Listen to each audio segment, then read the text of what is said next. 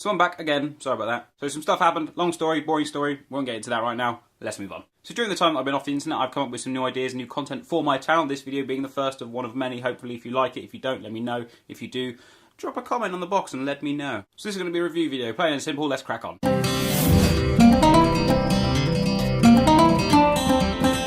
Middle of Earth, Shadow of Mordor. So you play the game as a dude named Talion. Unfortunately, he watches his entire family get slaughtered by orcs and Uruk-hai, and you get magically bonded with a wraith called Celebrimbor for the entire of the game. After you become bonded with your new wraith friend, you use his wraith powers and your ranger abilities to hunt down as many orcs as possible, and there are shitloads of them. And Gollum's in it too, but he plays a pretty small part, but he's in there. It's pretty cool. The game kind of links Batman, Arkham City and Arkham Origins if you've played any of those games, those kind of mechanics, along with Assassin's Creed. So everyone was very negative about it to begin with. They were all thinking, oh, it's going to be awful, it's going to be a rehash of these two games, and it's not going to work.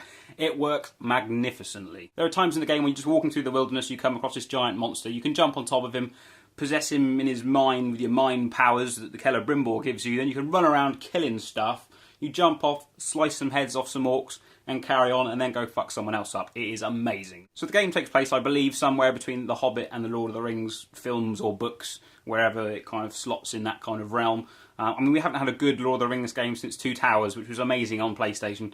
And now this has come out, and it's... Oh, I'm a little bit late with this review, obviously. I only just finished it, but oh my god, it's such a good game. I think the biggest bugbear for the entire game for me was the boss fight right at the end. You're waiting for this whole game to go and kick this guy's ass. By the time you get there, you just... It doesn't live up to what you think it should be. It should be so much more, but it just... quick time. Ugh. As you're doing this, you then build up some extra special abilities halfway through the combat where you can cut someone's head off or stab your sword through them, fire an arrow into a load of barrels and it blows up and kills everyone, sets them all on fire, and they go running like crazy and they run into grass and that sets on fire, and they run into dogs and that sets on fire, and the whole place is on fire and you're like, ah! But that's just what happened to me.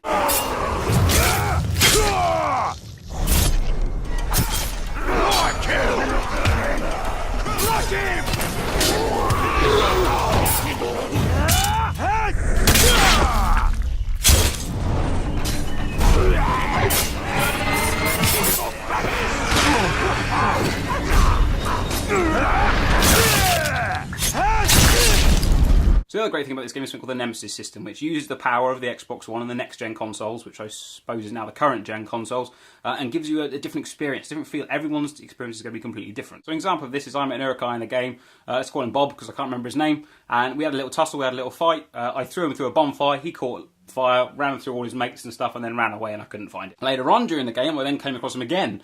Instead, he had charred all over his face and he was burnt and he was afraid of fire and stuff, and as soon as he hit my sword, you have like a little interaction between each other, basically swearing at each other's faces and stuff and saying how you're going to eat each other's flesh off the bones or something. And during this little encounter, he actually mentioned what happened before. So he actually told me, that's the last time you're going to throw me through the fire, or something along those lines, which is incredible because that's my experience, that is my game. My friends won't have that game.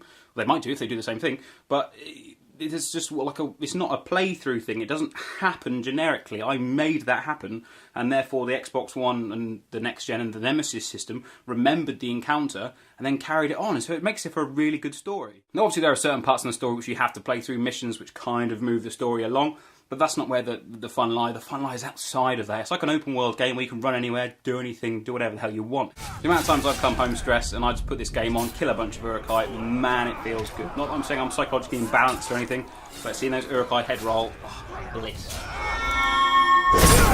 There are a couple of little nitpick things, like dialogue, for example. I mean, there are some instances where you actually talk to a person, he's really jolly and your character's really broody, and then they kind of keep this conversation going. It just doesn't flow, it doesn't fit. So you don't really get to feel for the character of Talion. You don't really sort of become emotionally attached to him. So he's just some bloke that you're going to be using to kill all these people, which is great fun. I could keep talking about this game for ages. It's really good. I've beaten it once, and I'm now going to go back into the game and do adventure mode kind of thing, where you run through and you just do what the hell you want. You kill war chiefs and you get extra runes and empower your weapons and do side quests and stuff, and it's going to keep you busy for a long, long time. Shadow of Mordor, definitely worth a buy. I think you should buy it on next-gen consoles rather than the previous gen. The reason behind that is the Xbox One and PS4 have access to the Nemesis system, where the other two consoles, the Xbox 360 and PS3, do not have that function. So I haven't come up with the rating system as of yet for these videos.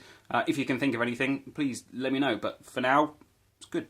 Get it. Have you played Shadow of Mordor? If you have, drop a comment in the section below and let me know. If there's anything else you'd like me to review, movies, games, anything like that, again, leave another comment in the message below, or if you already made a comment, you may as well put it in that one so you don't have to use 2 spaces, but just use one. Let me know what you'd like me to do in the future, and obviously hit that subscribe button so you keep up to date with new videos. My precious.